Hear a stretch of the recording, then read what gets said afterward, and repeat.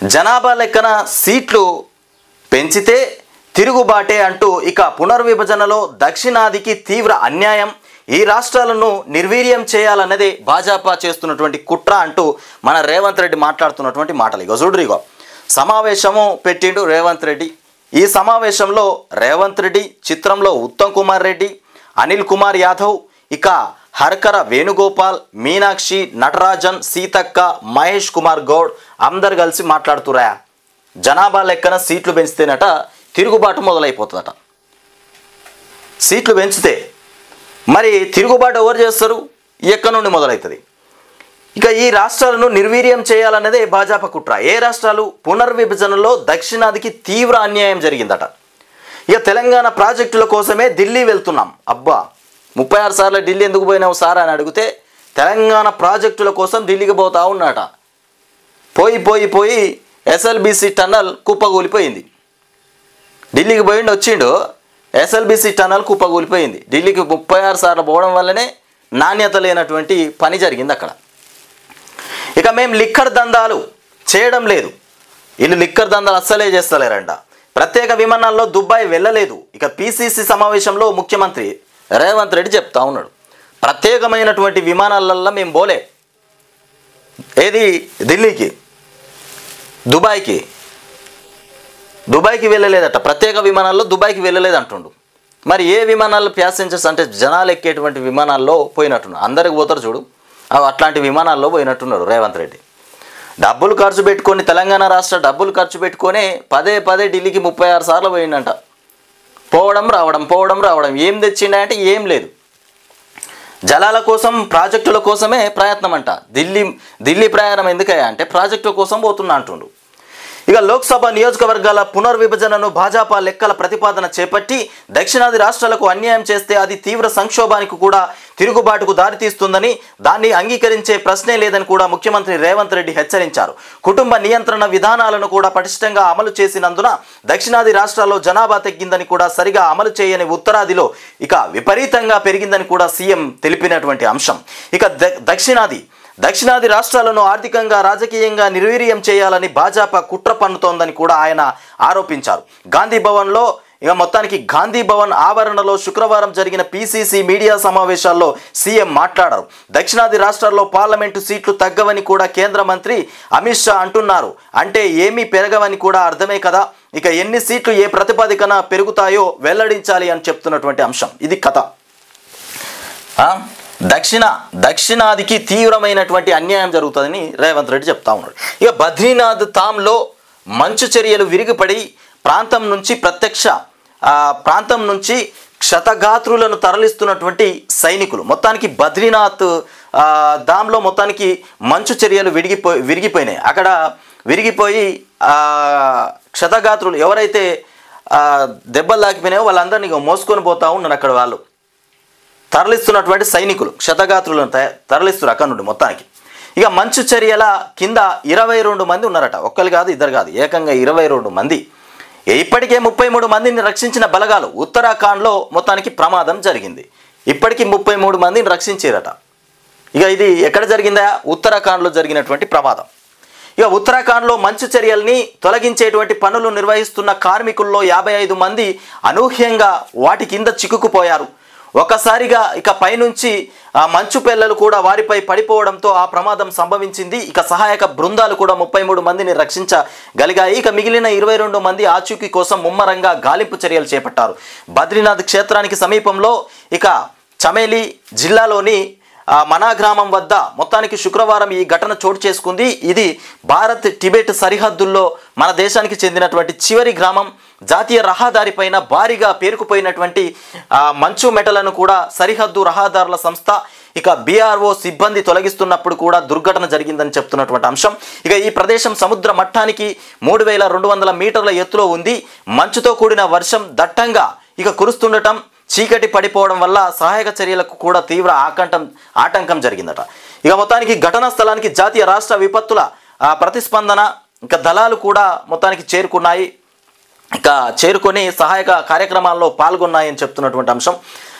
ఇది మొత్తానికి మంచు చర్యలు విరిగిపోయి మంచు చర్యల కింద 22 మంది మొత్తానికి దాని కింద పడిపోయారు.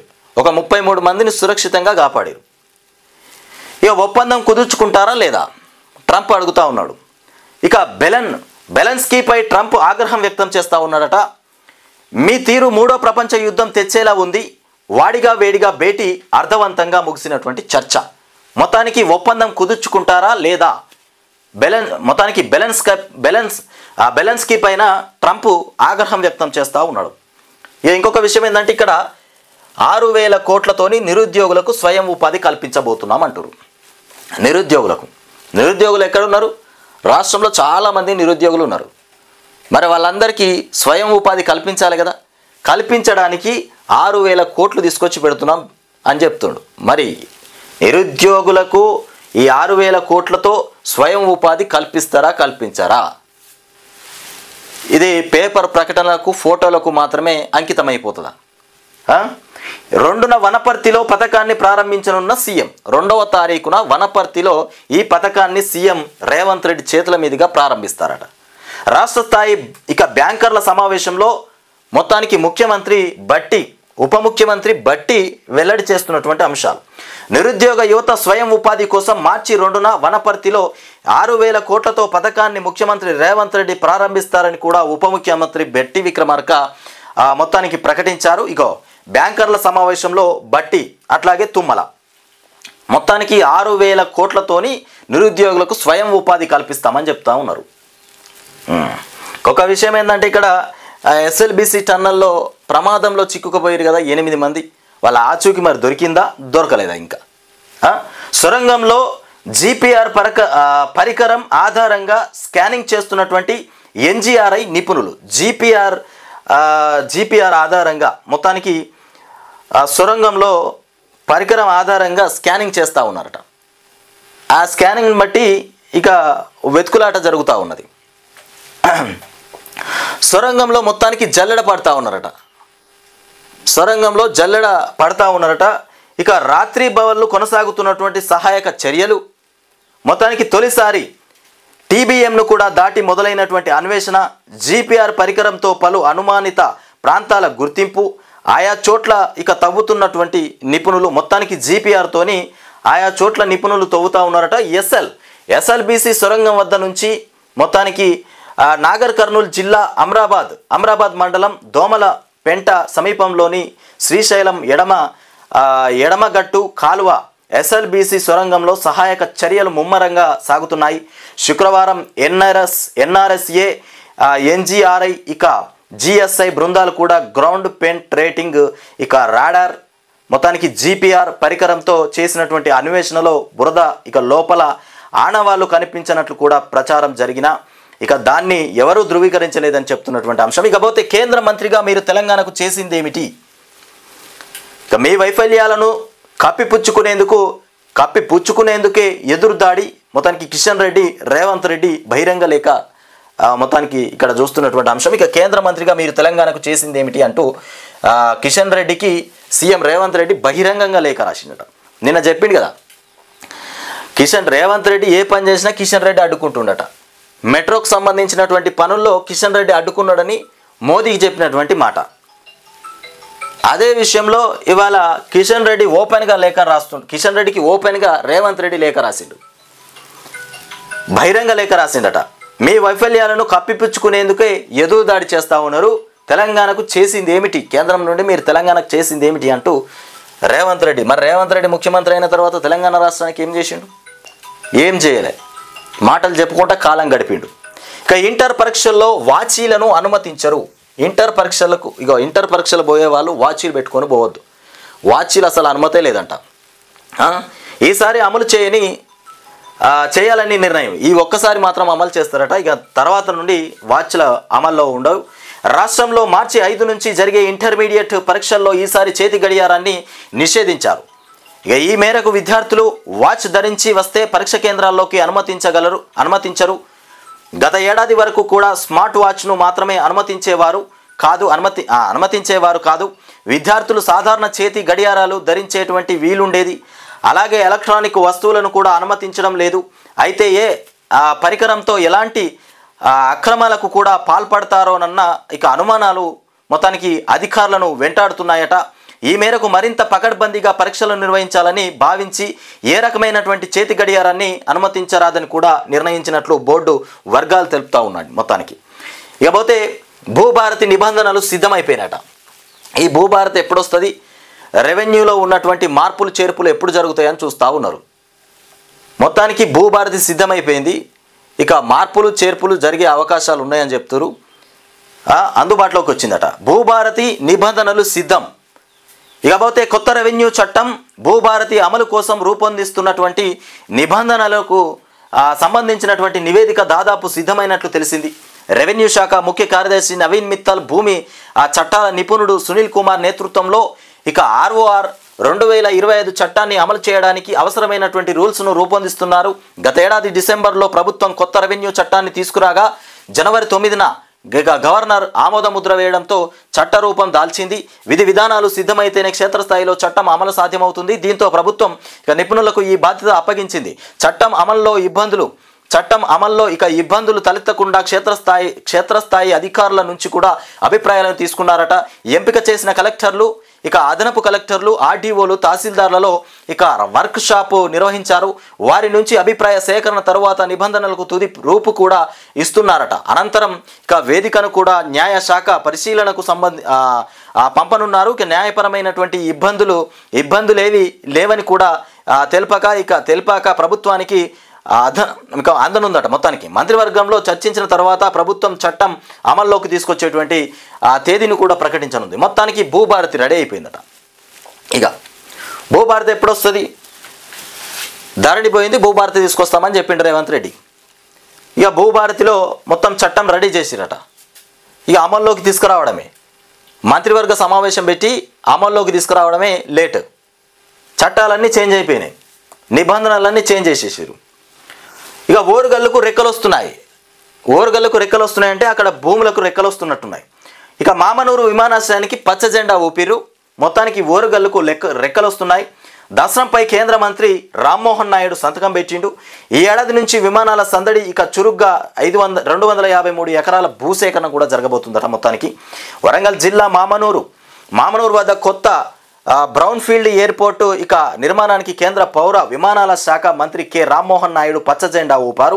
ఈ విమానాశ్రయానికి అన్ని అనుమతులు కూడా ఇస్తూ మొత్తానికి ఎయిర్పోర్ట్స్ అథారిటీ నిర్మాణం ప్రారంభించడానికి వీలుగా సంబంధిత దసరాలపైన శుక్రవారం ఆయన సంతకం చేసిరట. మొత్తానికి ఇక మామనూరులోని పాత విమానాశ్రయ రన్వే, ఇది మామనూరులోని పాత విమానాశ్రయానికి సంబంధించిన రన్వే. మొత్తానికి ఓరుగల్లుకు రెక్కలు వస్తున్నాయని చెప్తారు. ఇకపోతే భవిష్య నిధి పైన వడ్డీ వచ్చేసి 8.25% 2024-25 ఆర్థిక సంవత్సరానికి వర్తింపు. 7 కోట్ల మంది చందాదారులకు ప్రయోజనమట. ఇక రూపాయలు 9 లక్షల కోట్ల సంపద ఆవిరి అయిపోయిందంట. ఈ ఏడాదిలోనే ఇక సూచీలకు అత్యధిక ఒకరోజు నష్టం, మార్కెట్లకు వాణిజ్య యుద్ధ సెగ తగిలిందని చెప్తున్నారు. మొత్తానికి GDP వృద్ధి తగ్గింది. అక్టోబర్-డిసెంబర్లో 6.2%, వ్యవసాయం మినహా అన్ని రంగాలు డీలా అయిపోయినాయంట. ఇకపోతే స్థలాలు ఉన్నాయి, పరిశ్రమలేవి.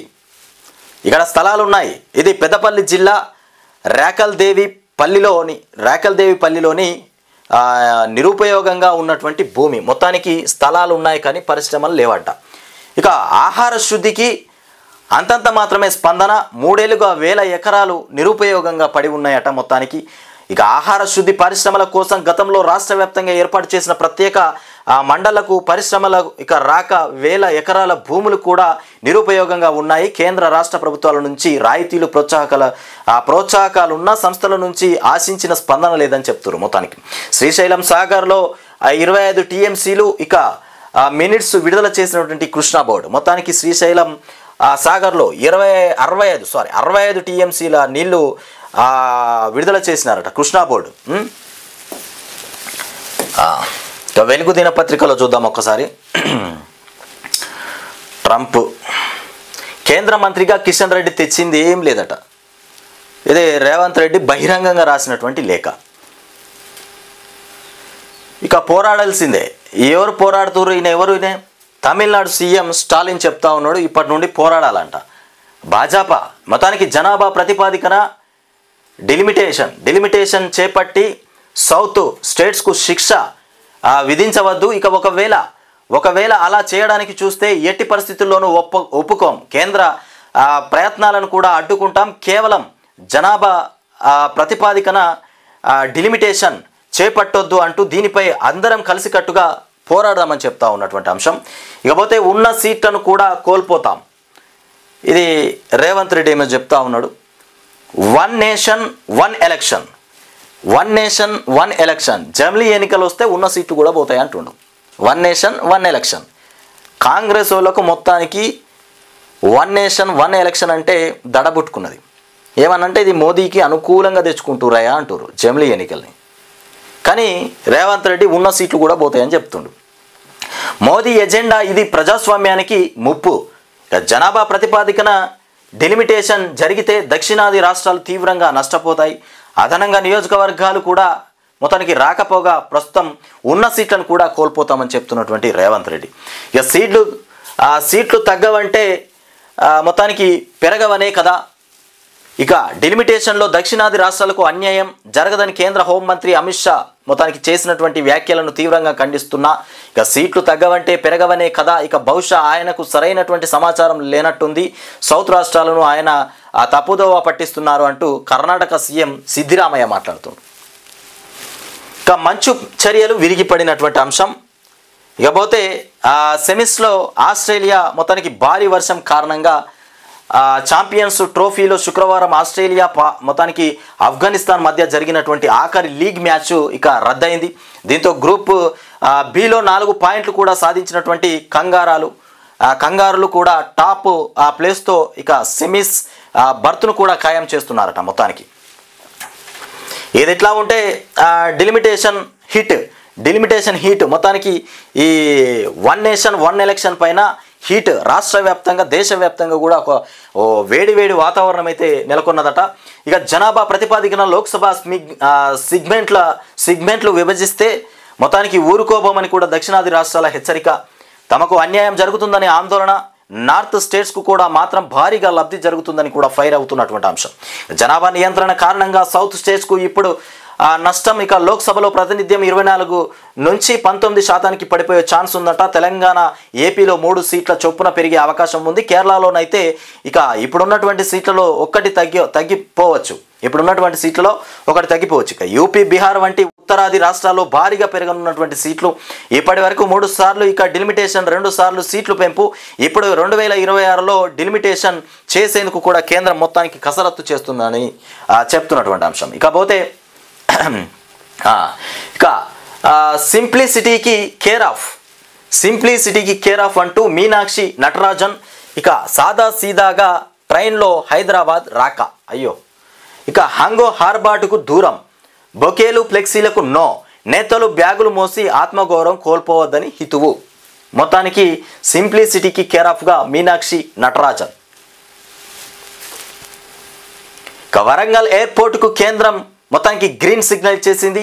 6వ క్యాబినెట్ భేటీ కాబోతుందట. 6వ తారీఖున క్యాబినెట్ భేటీ కాబోతుంది. బీసీ రిజర్వేషన్లు ఎస్సీ వర్గీకరణ బిల్లులను ఆమోదించే ఛాన్స్ ఉంది. ఇక అఖిలపక్ష నేతలతో ప్రధాని మోదీని కలిసే అంశం పైన చర్చ. అసెంబ్లీ బడ్జెట్ ఇక మొత్తానికి సెషన్ పైన నిర్ణయం తీసుకునేటువంటి అవకాశం ఉందని చెప్తున్నారు. మొత్తానికి మణికొండలో అగ్ని ప్రమాదం, 3 మృతి చెందినటువంటి ఘటన. మృతుల్లో 2 మహిళలు, 1 చిన్నారి. ఇక గ్రౌండ్ ఫ్లోర్ కిరాణా దుకాణం పక్కన షార్ట్ సర్క్యూట్ జరిగింది. ఇక పై పోర్షన్లకు వ్యాపించినటువంటి మంటలు, పేలిన 2 సిలిండర్లు. ఇక దగ్ధమైనటువంటి కిరాణం షాపు కారు. ఇక పైనుంచి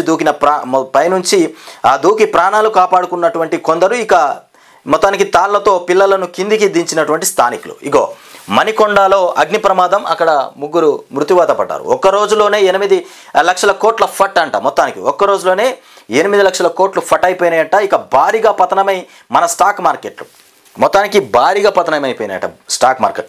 29 ఏళ్లలో తొలిసారి వరుసగా 5వ నెల రెడ్లోనే క్లోజ్. ఇక అక్టోబర్ నుంచి 90 లక్షల కోట్ల నష్టం. ఇక చైనాపై ట్రంప్ విధించినటువంటి టారిఫే కారణమని చెప్తున్నటువంటి అంశం. చైనా పైన ట్రంప్ విధించినటువంటి టారిఫ్ వల్లే 8 లక్షల కోట్లు ఫట్ అయిపోయినాయి మొత్తం ఒక్క రోజులోనే. మన స్టాక్ మార్కెట్లు మరోసారి కుప్పకూలాయి. శుక్రవారం ఒక్కరోజే ఇన్వెస్టర్ల 8 లక్షల కోట్ల సంపద ఆవిరైంది. ఇక నిఫ్టీ సెన్సెక్స్లు మొత్తానికి ఇంట్రాడేలో సుమారు 2% వరకు నష్టపోయాయి. అటు స్మాల్ మిడ్ క్యాప్తో పాటు ఇక లార్జ్ క్యాప్ ఇండెక్స్లు కూడా ఇండెక్స్లు కూడా 2% పైగా ఇక మొత్తానికి పతనమయ్యాయి. గత 29 ఏళ్లలో ఎన్నడూ లేని విధంగా ఇప్పుడు ఇండియన్ స్టాక్ మార్కెట్లు నష్టాలు ఇక మూటగట్టుకుంటున్నాయి. వరుసగా 5వ నెల కూడా రెడ్లోనే క్లోజ్ అయ్యాయి. ఇక అక్టోబర్ నుంచి ఇప్పటిదాకా సుమారు 90 లక్షల కోట్ల కన్వెస్టర్ల సంపద ఊడ్చిపెట్టుకుపోయింది. అరే భారతదేశం మొత్తం భారత్లో భారీగా 29 ఏళ్లలో తొలిసారిగా మొత్తానికి పతనమైనటువంటి స్టాక్ మార్కెట్ ఇదే మొదటిసారట 29 సంవత్సరాలలో. ఇక టన్నెల్లో డెడ్ బాడీలు జీపీఆర్ థర్మల్ స్కానర్లతో గుర్తింపు. మొత్తానికి టన్నెల్లో డెడ్ బాడీలు గుర్తించడమని చెప్తారు. మరి అవి వచ్చినాయా, ఇంకా అందుబాటులోకి రాలేదా? స్పాట్ వద్దకు చేరుకున్న డిప్యూటీ ఇక డిఎంహెచ్ఓ ఫోరెన్సిక్ నిపుణులు, మట్టిని బయటకు తీసేందుకు ప్రత్యేక యంత్రాలు తీవ్రంగా శ్రమిస్తున్న Singareni rescue and mines operation team. మొత్తానికి టన్నెల్ లోపల కొనసాగుతున్నటువంటి కటింగ్ పనులు ఇక్కడ ఈ టన్నెల్ లోపల కటింగ్ పనులు మొదలవుతూ ఉన్నాయి. మొత్తానికి జీపీఆర్ థర్మల్ స్కానర్లతోని డెడ్ బాడీలను గుర్తించినారంట. మొత్తానికి ప్రతిపక్షంలో ఉన్నటువంటి బీఆర్ఎస్ వాళ్ళు హరీష్ రావు పోయి అక్కడ నానా హంగామా చేసి గొడవ చేసేసరికల్లా రేవంత్ రెడ్డి బుద్ధి వచ్చి జర తొందరగా రెస్క్యూ టీం వాళ్ళు తొందరగా వర్క్ చేయరు, లేదంటే కొంప ముంచిపోయేటట్టు ఉన్నది పరిస్థితి అని చెప్పినట్టున్నాడు. మొత్తానికి ఇక ఇప్పుడు జీపీఆర్తో డెడ్ బాడీస్ దొరకబట్టినామని చెప్తారు. ఇంకా పూర్తిగా అది బయటకు రాలే, ఇంకా ఉన్నాయి కావచ్చు, ఉన్నాయి అన్నట్టే ఉన్నది కానీ ఇంకా రాలే, గుర్తించినామని చెప్తారు. ఇక కేంద్ర రాష్ట్ర ప్రభుత్వాలు సహకరించుకోవాలి. జాతీయ విద్యా విధానం అమలు ఉమ్మడి బాధ్యత రాజ్నాథ్ సింగ్ చెప్తున్నటువంటి అంశం. హైదరాబాద్కు ప్రపంచంలో మంచి గుర్తింపు ఉందన్నటువంటి కేంద్ర మంత్రి. దేశ రక్షణ రంగంలో ఇక తెలంగాణ కీలక పాత్ర. సీఎం రేవంత్ రెడ్డి దేశ రక్షణ రంగంలో తెలంగాణ కీలక పాత్ర పోషించాలి, అందులో సీఎం రేవంత్ రెడ్డి ఉన్నాడు. Hyderabad Bengaluru defence industrial corridor ప్రకటించాలని కూడా విజ్ఞప్తి. ఇక డిఓలో మొత్తానికి విజ్ఞాన్ వైభవ్ సైన్స్ ఎగ్జిబిషన్ ప్రారంభం అని చెప్తున్నటువంటి మాట. ఇది వెలుగులో వచ్చినటువంటి వార్తలు. ఇకపోతే ఇక్కడ చూడరిగో 7 రోజులు దాటినా దొరకని జాడ. ఇవాళకి 7 రోజులైంది. ఎస్ఎల్బిసి టన్నల్లో ఇరుక్కపోయినటువంటి 8 మంది ఆచూకీ దొరకక ఇవాళకి 8 రోజులైంది. అయినా ఇంతవరకు వాళ్ళ బాడీకి సంబంధించి వాళ్ళ జాడ ఇంతవరకు దొరకలే. ఇక మరో వారం రోజులు ఇంకా వారం రోజులట. ఇప్పుడే మనం చూసినాం కదా, జీపీఆర్ఎస్తోని మొత్తానికి దొరకబచ్చినాం, ఎక్కడున్నారో దొరికిండ్రు అన్నట్టుగా చెప్పారు. ఇప్పుడే ఇంకా వారం రోజులు పడుతుందంట. అసలు నిజానికి లాస్ట్ వరకు అసలు డెడ్ బాడీస్ దొరుకుతాయా అనేది కూడా డౌటే. వాళ్ళు ఉన్నారా మరి లేరా అక్కడ? ఎస్ఎల్బిసిలో కొనసాగుతున్న సహాయక చర్యలో భారీగా పేరుకుపోయిన బురద. ఇక టెక్నాలజీతో గాలింపు చేపట్టిన నిపుణులు, అయినా దొరకని కార్మికుల ఆచూకీ. ఇది ఘటన. 7 రోజులు దాటినా దొరకని జాడ. ఇక్కడ విషయం ఏంటంటే 7 రోజులు పట్టింది వెతకబట్టి, 7 రోజులైనా వాళ్ళ జాడ దొరకలే. ఇంకా వారం రోజులు పట్టవచ్చు, ఇంకా 10 రోజులు పట్టవచ్చు. లాస్ట్కు రేవంత్ రెడ్డి మీడియా ముందుకు వచ్చి చెప్పేటువంటి ప్రకటన ఏంటంటే, ఇది కూడా బీఆర్ఎస్లో చేసిరు, కేసీఆర్ 8 మందిని ఎత్తుకోబోయిండు అని చెప్తాడు. వాళ్ళు బురదలో లేరు, కేసీఆర్ 8 మందిని తప్పించిండు, ఎక్కడున్నారో ఆచూకీ దొరకకుండా చేసిండని చెప్పడానికి కూడా సిద్ధపడతాడు రేవంత్ రెడ్డి. తప్పించుకోవడానికి 1,00,000 మార్గాలు ఉంటాయి. ఇకపోతే గాలి మోటార్ ఖర్చే తడిసి మోపెడు. రేవంత్ రెడ్డి పోయిన గాలి మోటార్ ఖర్చు ఇదంతా తర్వాత చెప్తాం. ఇక తిరిగిండు. గంటకు 1,50,000, రోజుకు 8 లక్షల రూపాయలంట. అయ్యా 7 రోజుల్లో హెలికాప్టర్ ఛార్జీలే 56 లక్షలు. తిండి సిబ్బంది ఖర్చులు అదనం. ఇక బేగంపేట నుంచి 10:30 బయలుదేరడం, అదే రోజు సాయంత్రం 6 గంటలకు తిరిగి ప్రయాణం. ఇక ఎస్ఎల్బిసి టన్నెల్ ఘటన తర్వాత ఇష్టం వచ్చినట్టు మంత్రుల హెలికాప్టర్ తిరుగుళ్ళు. ఇక ప్రతిరోజు కొంతమంది మీడియా ప్రతినిధులకు ఛాన్స్. ఇక అక్కడే బెస్ట్ హౌస్లు ఉన్న హైదరాబాద్కు చక్కర్లు. ఇది దేశాలు పోయినటువంటి ఘటన కాదు. ఎస్ఎల్బిసి టన్నెల్ పేరు మీద మంత్రులు ఇక విమానం ఎక్కుడు పోవుడట గాలి మోటార్ మీద. ఇక ఇదే దొరికిందిరా సంద అన్నట్టుగా ఎక్కుతుర్రట దిగుతుర్రట. గంటకు 1,50,000, రోజుకు 8 లక్షల కిరాయి. ఇక గాలి మోటార్ ఖర్చే తడిసి మోపడైంది. 8 మంది ప్రాణాలేమో కానీ. ఆడ ఉండడానికి సదుపాయాలు ఉన్నాయట, అట్లా లేదు. ట్రర్రమని దిగుతుర్రట, ట్రర్రమ అవుతుర్రట. ఏంది అంటే ప్రభుత్వం లెక్కల రాసేస్తారు.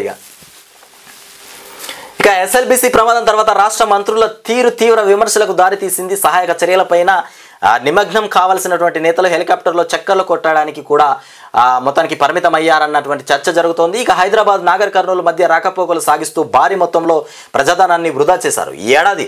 ఇక ఈ 7 రోజుల్లో దాదాపు 20 సార్లకు పైనే హెలికాప్టర్లో తిరిగారు. ఇక మంత్రులకు హెలికాప్టర్ ప్రయాణం పైన ఉన్నటువంటి సోయ, అందులో చిక్కుకున్న కార్మికుల ప్రాణాలపైన లేదన్న విమర్శలు వెలువెత్తుతున్నటువంటి అంశం. ఇక ప్రాణాలు పోతుంటే మొత్తానికి చేపల కూరతో దావత్ చేసుకుంటా ఉన్నారట. ఎస్ఎల్బిసి టన్నల్లో ప్రాణాలు పోతూ ఉంటే చేపల కూరతో దావత్ చేసుకుంటారట. విద్యార్థులను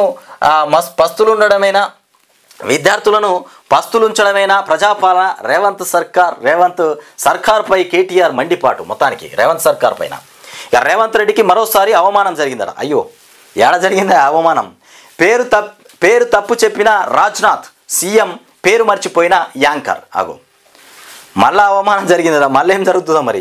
హైదరాబాద్లో జరిగినటువంటి నేషనల్ సైన్స్ డేలో భాగంగా నిర్వహించినటువంటి విజ్ఞాన్ వైభవ్ ఈవెంట్లో మొత్తానికి సీఎం రేవంత్ రెడ్డికి మరో అవమానం చోటు చేసుకుంది.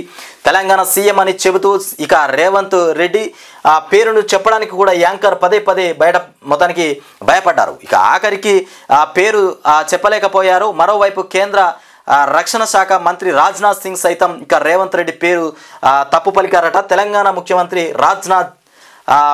రాజ్నాథ్ జీ అంటూ రాజ్నాథ్ సింగ్ ఇక అన్ని పిలిచిందట. ఇది కథ. రీల్స్ సర్కార్ ఇక జనంలో కంటే రీల్స్లోనే ఎక్కువ. సర్కారు జనంలో తిరగడం కంటే రీల్స్లోనే ఎక్కువ తిరుగుతూ ఉన్నారట. ఇక డిప్యూటీ సీఎం మంత్రులది అదే దారి. వైరల్ అవుతున్న సీతక్క కోమటిరెడ్డి బ్రదర్స్ రీల్స్ మొత్తానికి విమర్శల పాలవుతున్నటువంటి నేతల తీరు, విమర్శల బాజు. వీళ్ళు ప్రజల్లోకి వచ్చి పనిచేస్తలేరంట, రీల్స్ చేస్తూ ఉన్నారు, రీల్స్లోనే కనబడతా ఉన్నారట మంత్రులంతా. ముఖ్యమంత్రిని నా మాటే ఎవ్వరు వినట్లేరు. అగో రేవంత్ రెడ్డి బాధపడుతుండు. నేను ఒక ముఖ్యమంత్రిని, నా మాట ఎవ్వరు వినట్లేరంటే నువ్వు పని చక్కగా చేస్తే వింటారు వాళ్ళైనా. ఇట్లా చెప్తావు అట్లా పోతావు, అట్లా చెప్తావు ఇట్లా పోతావు, చెప్పిందోటి చేసేదోటి. ఎవరు వింటారు చెప్పు? కొత్త రేషన్ కార్డుల పంపిణీ మళ్ళీ వాయిదా పడింది. మళ్ళా మొదటికే వచ్చింది. కొత్త రేషన్ కార్డుల పంపిణీ మళ్ళీ వాయిదా పడిందట. ఇక అది రాదు పోదు, స్థానిక ఎన్నికలు అయిపోవాలి, ఇక అది చెయ్యరు వాళ్ళు. అప్పుల బాధకు మరో రైతు బలి. ఇగో అప్పుల బాధకు రైతు బలి. మార్చి 6న రాష్ట్ర క్యాబినెట్ భేటీ. ఇక 40,000 కోట్ల స్కామ్ జరిగిందట.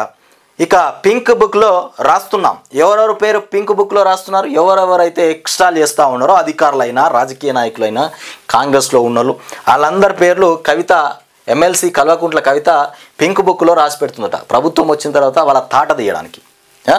ఇకపోతే పట్టింపు లేని ప్రభుత్వం, యూరియా కోసం రైతుల గోసలు. ఇక సరిపడా స్టాక్ లేక ఇబ్బందులు పడతా ఉన్నారు.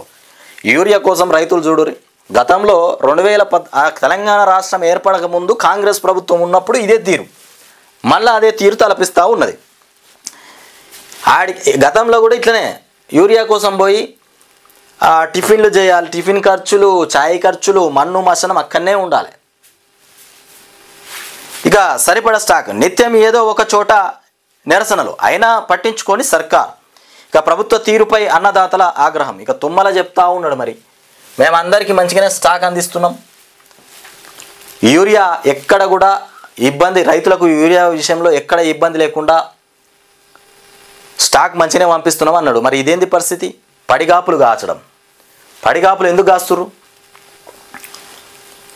రామోజీ లేరు, విచారణ అక్కర్లేదు. ఇక రామోజీ లేరు కాబట్టి, మార్గదర్శి పైన రామోజీ ఇక లేడు కాబట్టి విచారణ అక్కర్లేదంటూ మొత్తానికి మార్గదర్శి కేసు సమయం వృధా వ్యవహారం అని చెప్తున్నటువంటి అంశం.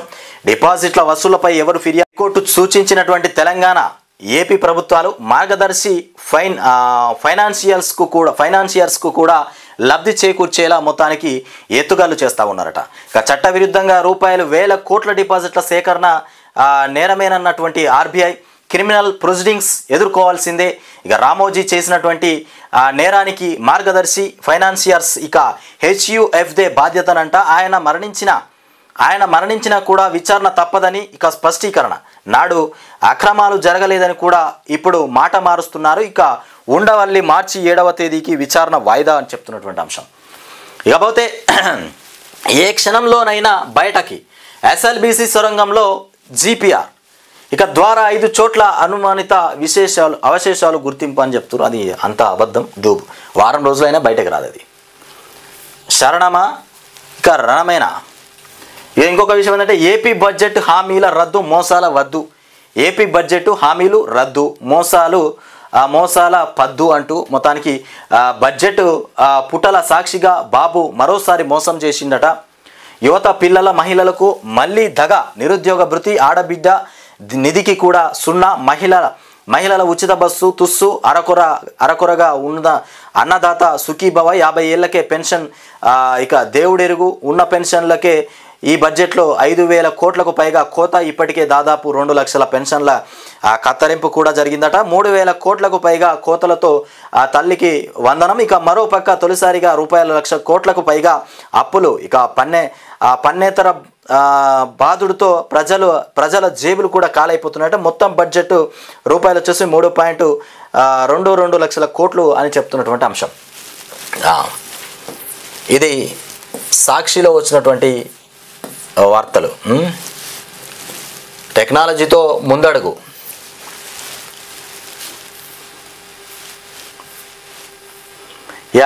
కిషన్ రెడ్డి 100% సైంధవ పాత్రే అంటూ రేవంత్ రెడ్డి చెప్తా ఉన్నాడు.